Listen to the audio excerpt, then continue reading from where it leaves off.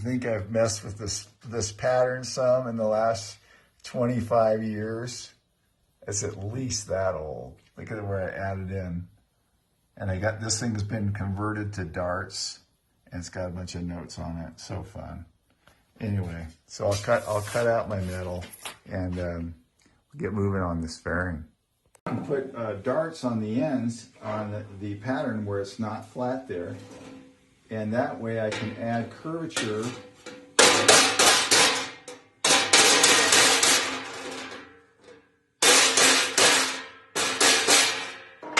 as I go along and close this up, which helps a lot because that's a ton of stretching that gets erased by just adding a shrinking type dart.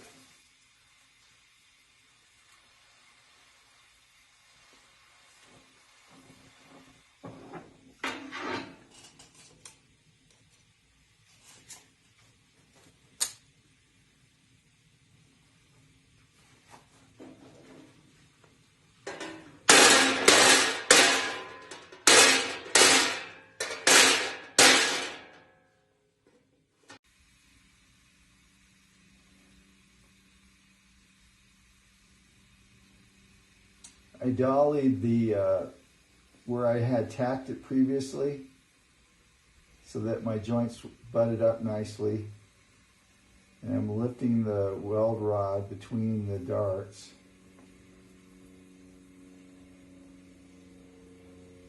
and welding it up carefully because I need to have that full penetration.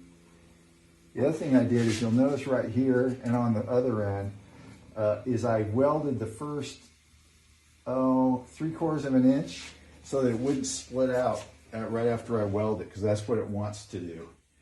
You got to anchor the ends, and now I'll flip it over and see if there's any holidays where I didn't get penetration, and do those like right there. So I'll redo that. In closing these darts, I got one tack on the very end, and then the next thing to do, which I learned from Brian Cox, Classic Bike Building, and he learned it from another old man who knew this trick, is you make another tack. See where I've got it, the metal's breaking? You make another tack right in front of that tack, and you watch it'll weld backward till it sinks the first one. And when it sinks the first one, it's now on the back, and that's good and solid. And then I can even do it again. And then I create that 3/4 boundary, let's say, like that. I'll put a little bit more there for sanding, but it's complete. Now I've got a solid end.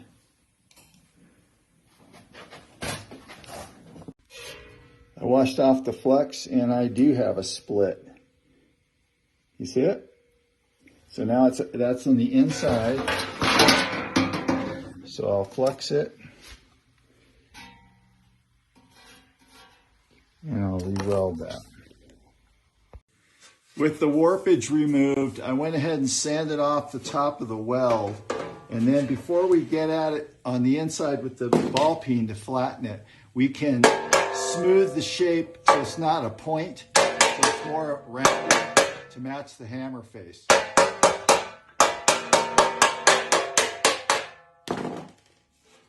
Then I can flip it over, and I can hammer the penetration back out to the front.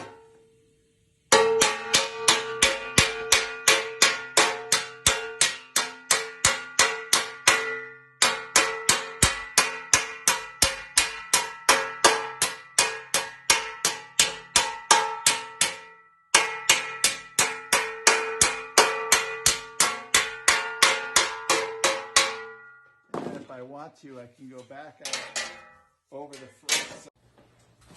Now we have this thing blocked. You know, the darts, their main job is it's kind of like a four-posted chair.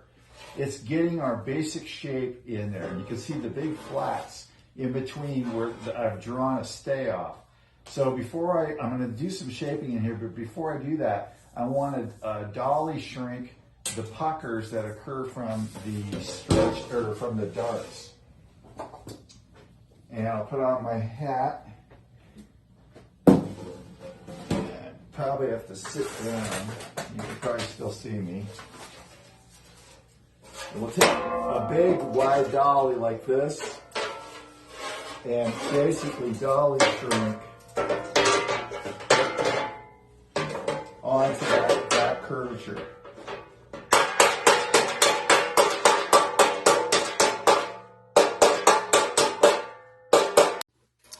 There's my stay-offs I marked off. I can go in now and power hammer the front between the stay-offs, both directions.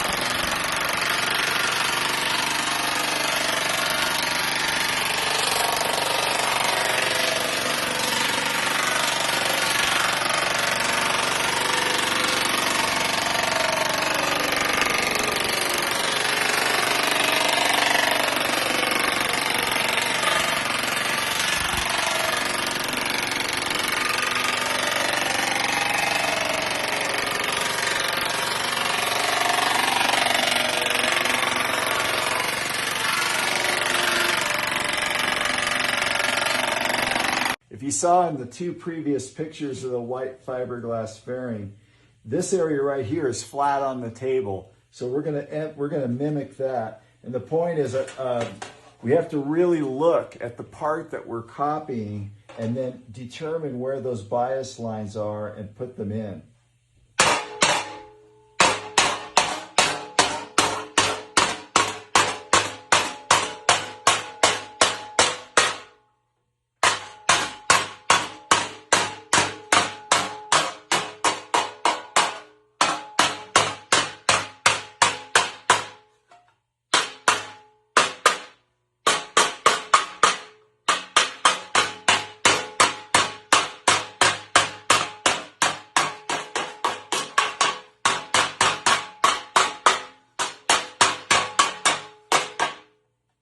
I gently wheeled the ears for the top of the fairing, and now it's time to go to the actual bagging with a mallet to get the shape. I've got contour gauges, and we can check and see where we are to start with, and then where we got to get to.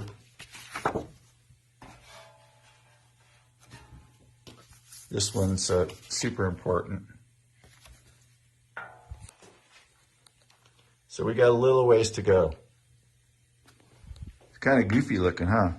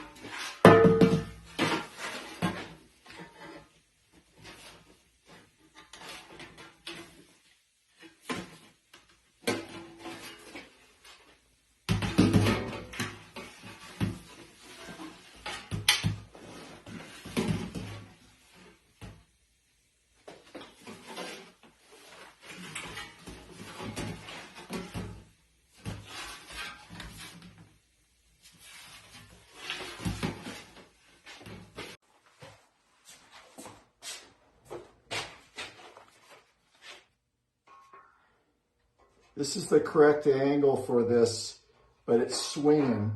So I'm too tight right here and too loose here. So I think I can just do this.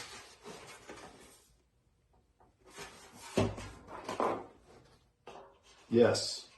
So now I'm touching, and I've got the basic curvature for the bottom half.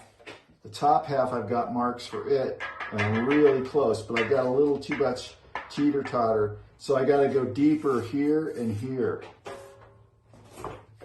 And I can see it.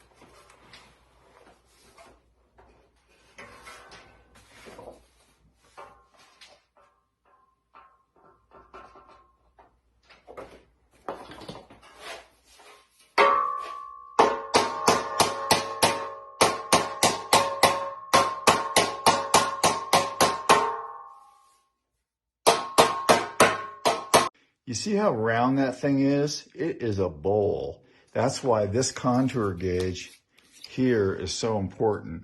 And so really when it starts getting close, the ends will almost want to cross each other. And so what you have to do is stretch this like crazy. And when you're getting the shape in there, and I'm staying off these borders, anything that's not the right shape will stick up at you, and you'll be able to see it and go in and nitpick that with the mallet, get all those low spots up, and then I'll pull it back apart and we'll recheck the contour gauge.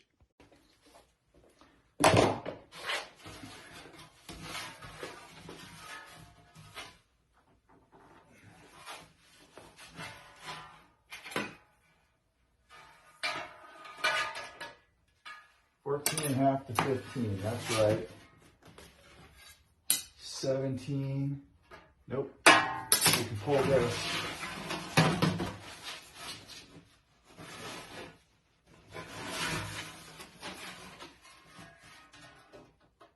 $16, closer.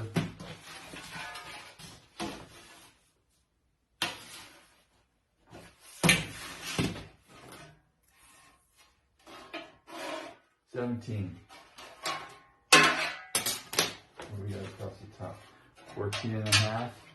We're on the money. Oh, it's a bunch closer. There's my diagram of 2.5 in the front, 3/4 to 1 inch in the back.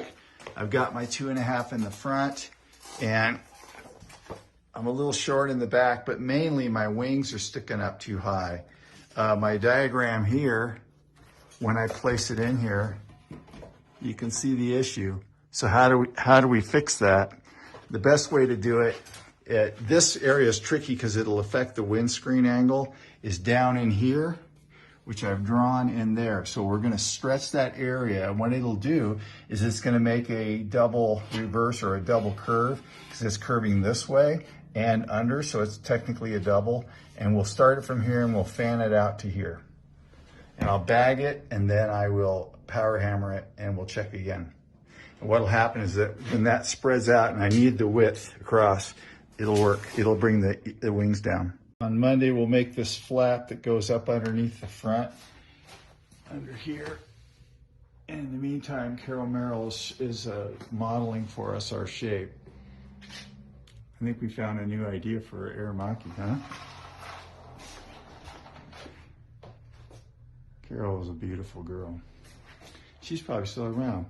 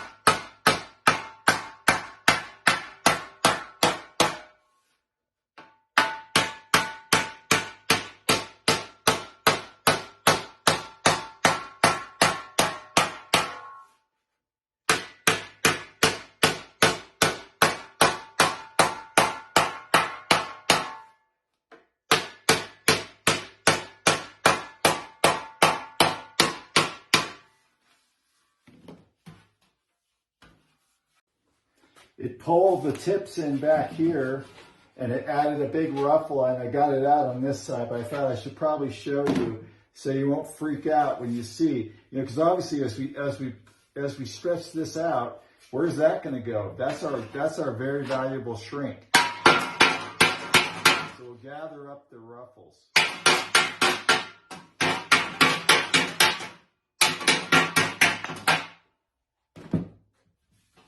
Now when I pull it apart, it should pull these down some.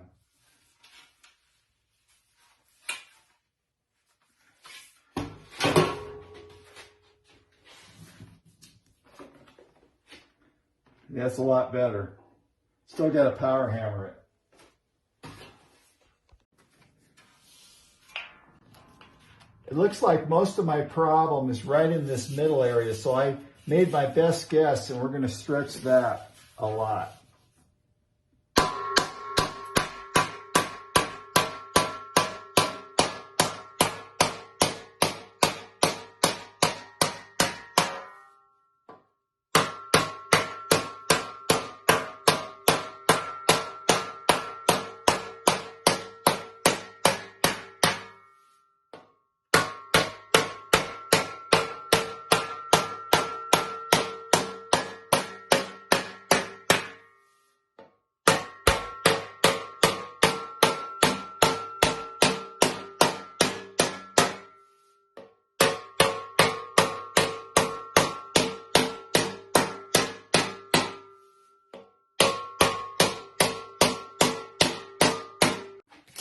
This thing had wound itself up tight like this again, and now I'm unwinding it, and as I do that, my ears are coming down, which you can see right there, because I need 17 inches across with those two marks, and I don't have it. So I can do this and that. Basically what we're doing is this. See, as I tug on that, can you see there? As I tug on that, it's these 2 points are coming together. Like that. And now I can see if I got my 17. I got 16.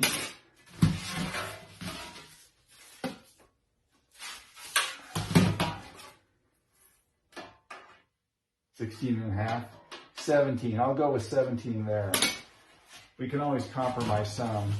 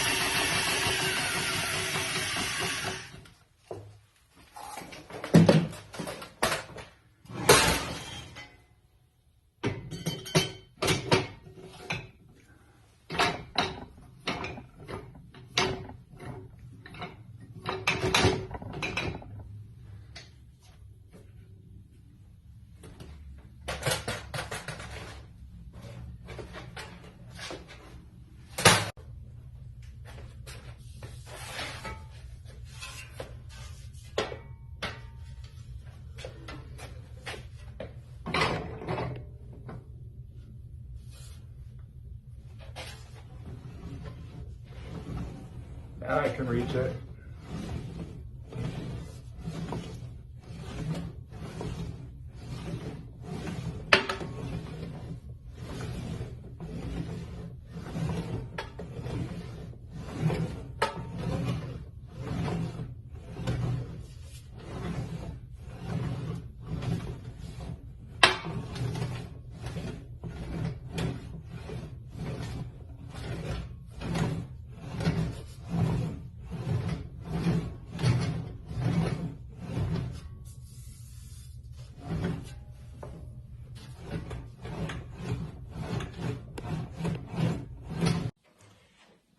I made this pattern, and it says in the middle that it's flat. So between these two lines, I made a flat, and I just kind of bent it over the side of the table. And I offered it up to the fairing on the center line so that these 2 points were touching. Now I got a big air gap underneath here, but because I've got it blocked where I know where it's supposed to be, what do you think we do here? We twist it. You knew I was going to say that, huh? So I'm holding the top corner and putting a little twist in it. And now it's starting to come around here, and then I can tip this back the other way. So the metal doesn't quite act like the paper, but close, because the folds in the paper get us started.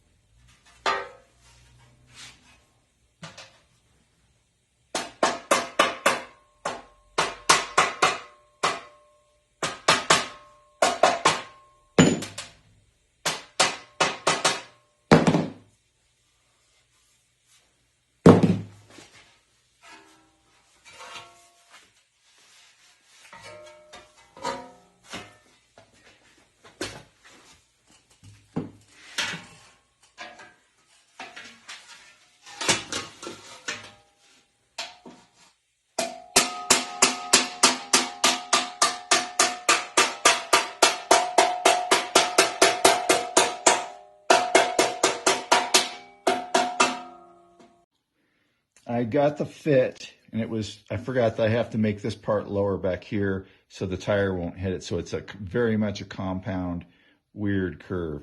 But I got it, I taped it in position, and then I ran my felt tip marker around.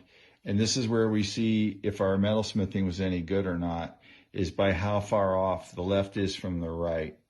It's never perfect because it's handmade, but we want to go to every extreme we can to push and pull and try to get it right.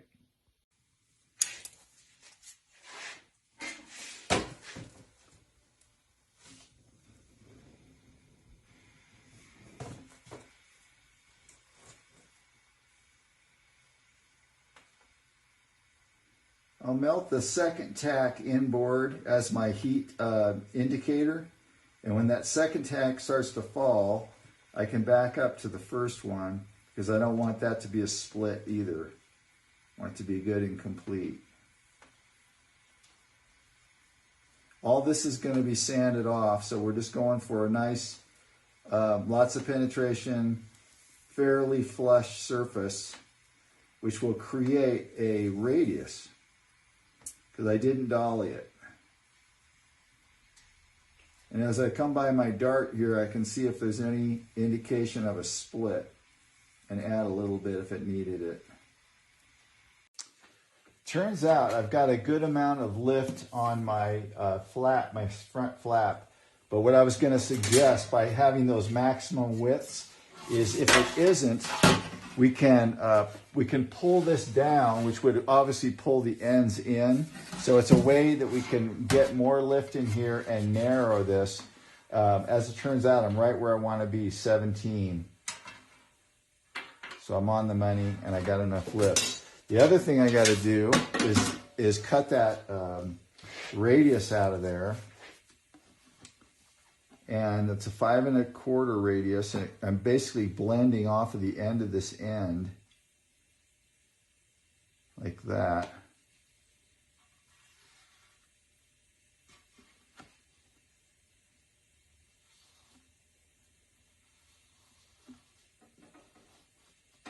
and I'll trim that off. I'm putting on the inset line for the windscreen, and I marked it off 3/4. I got to use the last lip of that to tip down a little, so it's probably going to be more like 5/8 finished.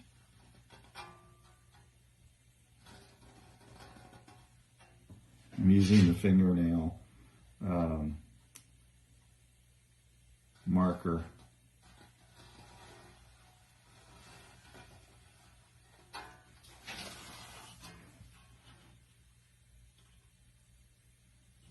I deburred the edge real good. Oh.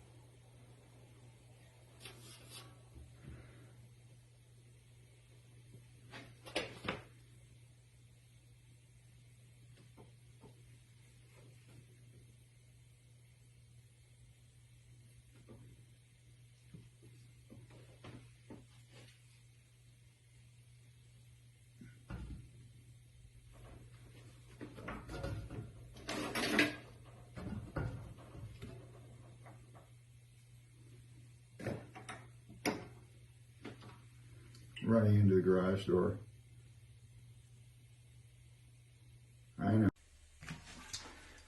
I have 9 inches where I'm supposed to have 8.5. So we're gonna pull this in. This will spread out a little bit, which is okay.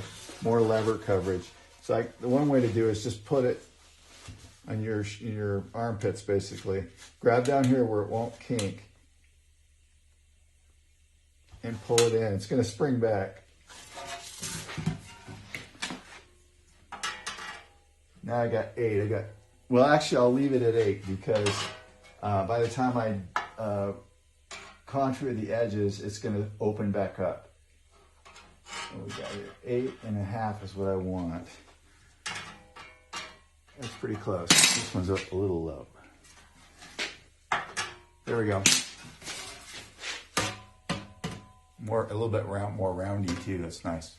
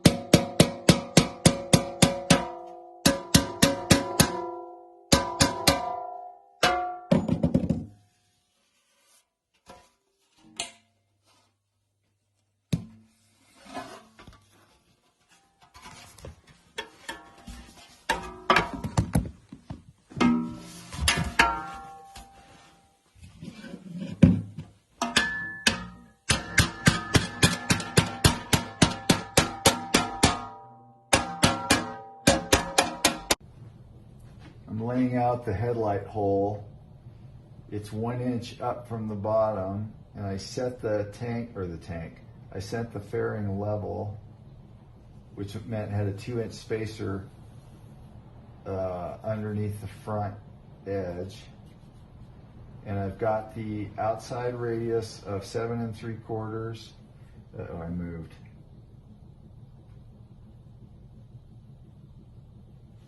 Can't talk and do this at the same time. And now I'm putting the inside radius, which is going to be the roll in, the part of the metal that gets tucked in. So there it is. I'll cut out the middle of that. We were unable to get a windscreen from Gustafson. They're way busy. But I asked my customer, he says, hey, I've got a spare original Ducati windscreen. So I have a rare opportunity here to blueprint my shape. And one of the things you'll see is this has a higher arch over the headlight than what I have here. So I'm going to fix that. So I've got it all set where it's supposed to be with these distances correct. And I drew it with a pencil. And now I'm going to transfer that and correct whatever things are incorrect here. And we will re-trim and re-roll. This won't make sense, but you can see my little pencil marks. I plotted it all the way around, and then I measured down to where the pencil line is, which you can see, which is off of the windscreen. And then I went up 3/4, which is this margin here. And then I plotted all that on to the paper. And that's what my new trim line should be for the correct height of this. So I'm going to commit and cut that out, and then trace it all onto there for another trim and another roll. I plotted it dot by dot because if I tried to wrap the paper around, of course, it's going to lie because it's paper, you know. So I had to actually get the actual dots because the metal has shape in it where the paper wouldn't. So I plotted every dot all the way around on both sides, and that'll be my trim. And then once I get that done, I will go 3/4 of an inch down and drag the pen like I did the first time. Now I'll cut it out. Sometimes we make errors and we have to go back and replot with some dots left and right.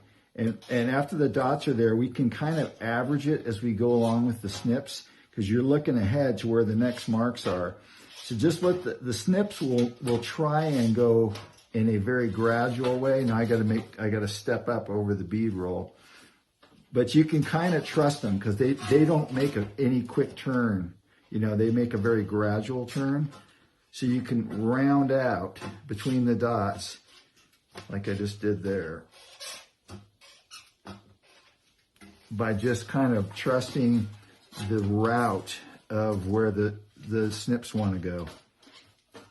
And then I'm going to step back over that dip again, coming up. It's going to be fun to clean this up. What a mess.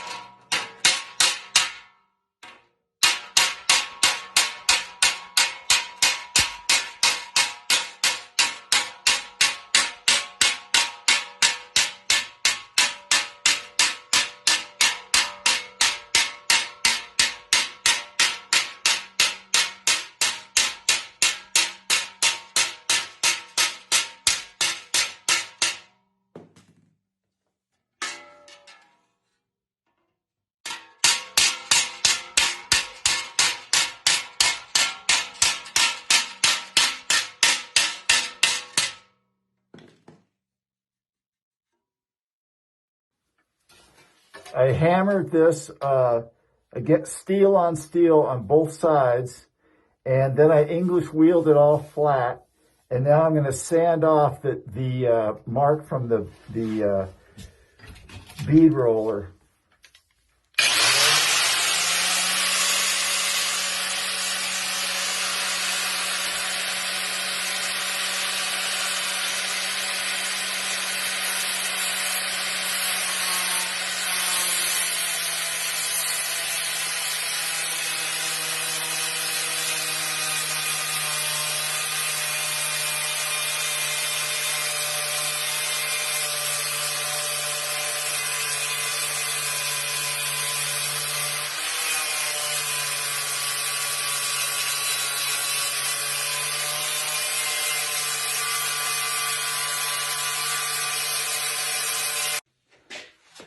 We're back. I sanded, and I had to do a lot more hammering to get that ridge out of there, and then carefully sanded it off. So I thinned it out some, but I started with 080, which is positively stout for a fairing, and that's a good reason to do it, because we don't know what's coming. Also, this is kind of a thin, wimpy little wing, which is benefited by the strength of the thicker material.